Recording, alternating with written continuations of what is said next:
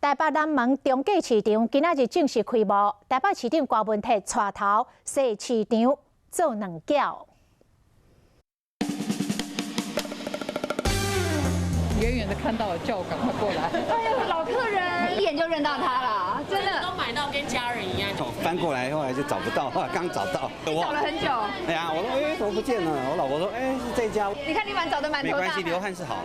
当然嘛好，就是为了要食这几十年的乌南腊肠这个鲜鲜，真不简单，才找到搬出的南门中继市场。财源广进，生意兴隆。过去那种说老鼠跑来跑去的然后那个苍蝇停在肉上面我相信我们在这新的市场一定看不到。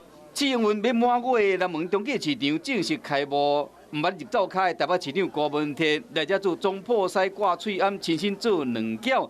要证明搬出的南门市场老滋味无改变，卫生安全搁较好。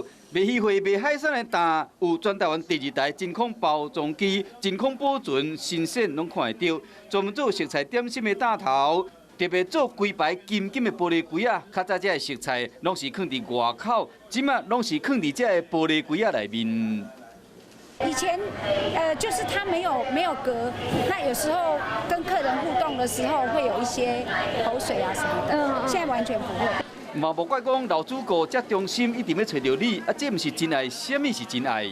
为爱走天涯的。